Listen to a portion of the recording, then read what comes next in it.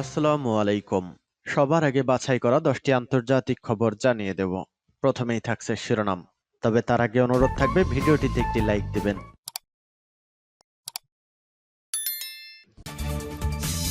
শুরুতেই জানিয়ে দিব ইসরায়েল হামাস যুদ্ধের ভয়ঙ্কর আপডেট। এদিকে গাজায় মৃত্যুর মিছিল থামছেই না ইসরায়েলি বাহিনীর বর্বরতা।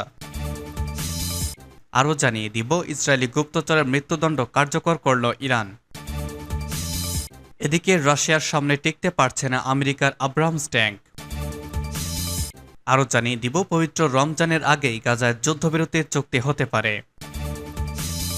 এরপর থাকবে ইউক্রেন রাশিয়ার যুদ্ধের আপডেট। রেকর্ড ফাঁস করল রাশিয়া, জার্মানিতে তোলপাড়।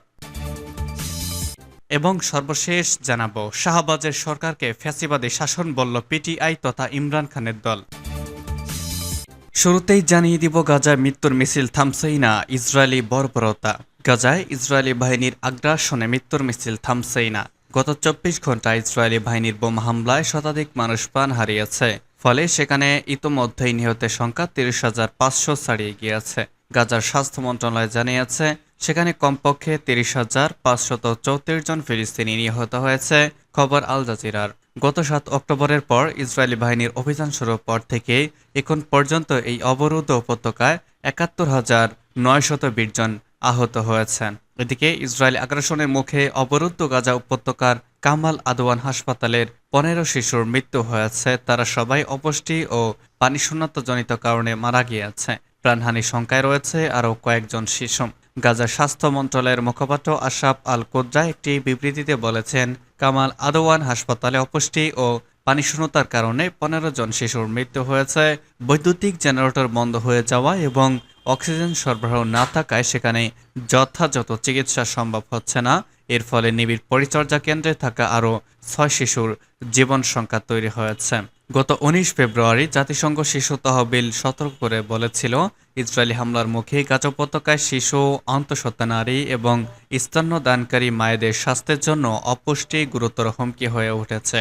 গত 7 অক্টোবর ইসরায়েলে আচমকা হামলা চালায় হামাস ও এর সহযোগী সংগঠনগুলো। এরপর থেকেই প্রতিশোধের নামে গাজায় বর্বরোচিত হামলা চালিয়ে যাচ্ছে ইসরায়েল। ইসরায়েলি গুপ্তচরের মৃত্যুদণ্ড কার্যকর করল ইরান। ইসরায়েলের গোয়েন্দা সংস্থা মোসাদের হয়ে কাজ করা এক গুপ্তচরের মৃত্যুদণ্ড কার্যকর করেছে ইরান। এই তথ্য জানিয়েছে দেশটির সংবাদ মাধ্যম। ইরানের রাষ্ট্রায়ত্ত টিভি চ্যানেল জানিয়েছে, ওই গুপ্তচর গত বছর ইস্পাহানে প্রতিরক্ষা মন্ত্রণালয় কমপ্লেক্সের একটি ওয়ার্কশপে বিস্ফোরণ ঘটানোর পরিকল্পনা করেছিলেন। অভিযুক্ত ব্যক্তিকে একটি পার্শ্ববর্তী দেশ থেকে ধরে আনা হয়েছে বলেও জানিয়েছে ইরান। তবে তিনি কোন দেশে পালিয়ে গিয়েছিলেন এবং তাকে কিভাবে ধরে নিয়ে আসা হয়েছিল সে বিষয়টি নিশ্চিত নয়। 2023 সালের 28 জানুয়ারি ইস্পাহানে দেশটির প্রতিরক্ষা মন্ত্রণালয়ের একটি অবকাঠামোতে হামলার ঘটনা ঘটেছিল। তবে ওই হামলা ঠেকিয়ে দেওয়ার দাবি করেছিল ইরান এবং এর জন্য ইহুদিবাদী ইসরায়েলকে দায়ী করেছিল তারা। যুক্তরাষ্ট্রের কর্মকর্তাদের বরাতে ওই সময় পশ্চিমা গণমাধ্যমগুলো জানিয়েছিল ওই ড্রোন হামলার সঙ্গে জড়িত ছিল ইসরায়েল। তবে এই ইসরায়েলি গুপ্তচরের মৃত্যুদণ্ড কবে কার্যকর করা হয়েছে এবং তার পরিচয় কি, এ ব্যাপারে বিস্তারিত কোনো কিছু জানানো হয়নি।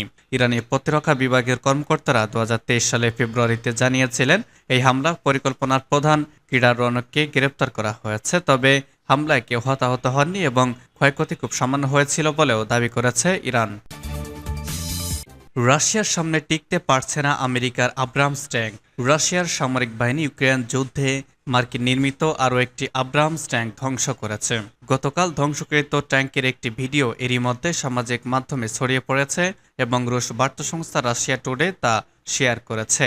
এর আগেও আমেরিকার একটি আব্রাহামস ট্যাঙ্ক ধ্বংস করেছে রাশিয়ার সেনারা। ভ্লাদিমির সোলিয়েভ নামে এক রুশ সাংবাদিক জানান, রাশিয়ার সেনারা প্রথমে আব্রাহামস ট্যাঙ্কে একটি গ্রেনেড ছুড়ে তার গতিরোধ করে। তারপর রুশ সেনারা সংঘবদ্ধ আক্রমণের মধ্য দিয়ে চূড়ান্তভাবে সেটি ধ্বংস করে। এক সপ্তাহের ব্যবধানে রাশিয়ার সেনাদের হামলায় ইউক্রেনের সেনারা মার্কিন নির্মিত দুটি আব্রাহামস ট্যাঙ্ক হারালো। সম্প্রতি ইউক্রেনের কাছ থেকে রাশিয়ার সেনারা আবদিপকা নামে যে শহর দখল করে নিয়েছে তার কাছে ট্যাঙ্ক দুটি ধ্বংস হয়। 2023 সালের জানুয়ারি মাসে আমেরিকা ইউক্রেনকে 31টি আব্রাহামস ট্যাঙ্ক দেওয়ার ঘোষণা দিয়েছিল। গত শরতে এসব ট্যাঙ্ক ইউক্রেনে পৌঁছালেও ফেব্রুয়ারির আগ পর্যন্ত সেগুলোকে যুদ্ধক্ষেত্রে নামানো হয়নি। আমেরিকা ইউক্রেনকে আব্রাহামস ট্যাঙ্ক দিতে রাজি হওয়ার পর জার্মানি কিয়েভ সরকারকে লেপার্ড 2 ট্যাঙ্ক দেওয়ার ঘোষণা দেয়। জার্মানির এই ট্যাঙ্কও যুদ্ধক্ষেত্রে বড় কোনো পরিবর্তন আনতে পারেনি, বরং ব্যাপকভাবে ধ্বংস হয়েছে। রাশিয়া শুরু থেকেই বলে আসছে, পশ্চিমাদের কোনো অস্ত্রের বহরই ইউক্রেন যুদ্ধের পরিস্থিতি পাল্টে দিতে পারবে না। রাশিয়া আরও বলেছে, ইউক্রেনকে যে সমস্ত অস্ত্র দেয়া হবে তার সবকিছুই পুড়িয়ে দেয়া হবে। এদিকে ইউক্রেনে আব্রামস ট্যাঙ্ক পাঠানোর জন্য রাশিয়ার সেনারা মার্কিন প্রেসিডেন্ট জো বাইডেনকে ধন্যবাদ জানিয়েছেন, কারণ তারা প্রতিটি ট্যাঙ্ক ধ্বংস করার জন্য বাড়তি অর্থ পাচ্ছেন। একজন সেনা কৌতুক করে বলেছেন, রাশিয়ার প্রতিটি সেনার বোনাস পাওয়ার জন্য ইউক্রেনে পর্যাপ্ত আব্রামস ট্যাঙ্ক নেই। সেজন্য বাইডেনকে তাদের ধ্বংস করা প্রতিটি ট্যাঙ্কের জন্য শতকরা 10 ভাগ কমিশন দেওয়া উচিত। ওই সেনা আরও পরামর্শ দিয়েছেন, সৈন্যদের টাকা পাঠানো সহজ করার জন্য বাইডেনের কাছে একটি রাশিয়ান MIR ডেবিট কার্ড থাকা উচিত।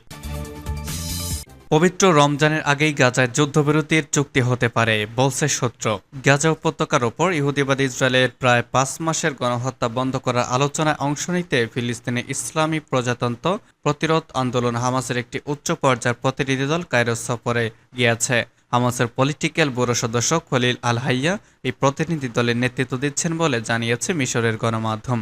আগামী সপ্তাহে শুরু হতে যাওয়া পবিত্র রমজান মাসের আগেই গাজা একটি যুদ্ধবিরতি প্রতিষ্ঠা করার লক্ষ্যে প্রতিনিধি দলটি কাতার ও মিশরীয় মধ্যস্থতাকারীদের সঙ্গে আলোচনা করবে।